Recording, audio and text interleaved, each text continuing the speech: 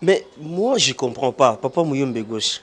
Au Fukami, aux Osambela, je sais pas. Ezaka Bablo au Salarana et Boutou.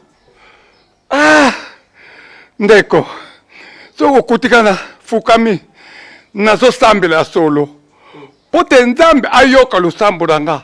Et tuta bakonzi mboka o batutambuza mboka na biso Congo. Tilelo mukonzi mboka président de la République nani abeti liboko na mesate pour agir azwa décision na Congo central.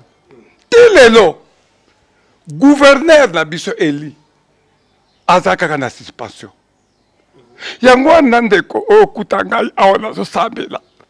Me ndeko tosola moke. Omoni mokili oyo babengi RDC. RDC est le troisième pays nzambi asala awa na monde entier. Mais bato bayako bebisa RDC, bato bayako kunza biso tangu ya bakoko. Bayaki kuwela kaka intérêt ya bako. Il y a une carte colonisation. Voilà. Alors, nzambi alala kate, prophète Simon Kimbangu ayaki olokota. Et loko babengi nini? Troisième pays na monde RDC. Simon Kimbangu yako intervenir. Simon Kimbangu ayako zwa 3 wana atiliza yango. Mukumbu ya se, ye mwana, ye mpevi ya nlongo. Alors, biso toko zwa iloko wana misatu, toko tiango na kati ya Congo Central, makuku misatu. C'est-à-dire makuku misatu nenge loba nini? Makuku misatu bate edikela nzungu.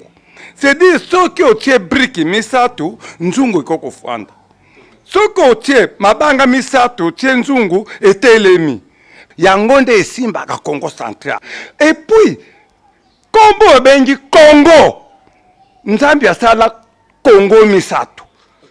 Congo eza misatu na monde entier. Eza Congo mine o mitanu te. Congo eza kaka misatu. Elinga lobani. Elobani. Congo Kinshasa, Congo Brazzaville, na Congo Central. Nzambi muta kreaka Congo Central. Akomi songo chiffre misatu, biloko misatu, makuku misatu. Ezali Katarak, Baflez, na Lukaya. Bangonde esimbi province ya Congo Central. Eza biloko misatu. Chiffre misatu, yangonde esimba ka Congo Central. Na monde entier Congo mususu ezate. Na ba province ya biso kombe ya Congo ezate, à part Congo Central. Alors kombe ya Congo wana eza très important. Yango okukutanga na Fukami na zo sambela. Biti ona zo lela. Toza na gouverneur na biso Eli. Gouverneur Eli. Atu batubwana. Aza suspendi. Mais suspension ngo yumelite. Tozo senga yokutanga na osenga pa bakonzi ya mboka d'intervenir Congo Central. Congo Central tozo la crise politique pour le moment. Congo Central tobeleli la carte ya Congo Central. Congo Central en avant. Congo Central en avant. Mais en avant on a toujours la Congo Central et en avant tozo la crise politique. Ce qui peut bakonzi ya mboka. Ce qui peut président de la République Antoine Tshisekedi a joué décision. C'est lui, le président de la République. C'est lui, le chef de l'État, a joué décision.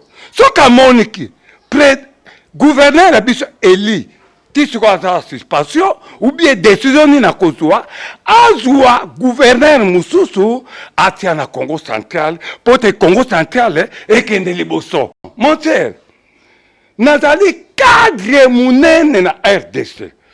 Nazali cadre munene ya Congo Central. Nazala droit koloba. Nazala droit kosenga pa bakonzi mboka. Nazala droit kofuka ma kosenga pa nzambe ya tuta bakonzi mboka bazwa décision na Congo Central. Parce que Congo Central est la province ko sala 6 mois une année sans autoritaire, au babengi gouverneur, il y a Congo Central. Il y a un sengi pas, monsieur le président de la République. Mon président, intervenir. Ce qu'on a tout battu boine, à cause de sous-souté, zoua moutounion so yo lingi. intervenir Congo central et fonctionner comme les Bosso. Congo central en avant. Monsieur le Président, Ozalio, Ezayo, Lilo Basuka, Eza Maboko Nayo. Merci beaucoup, mon Président de la République démocratique du Congo. Merci.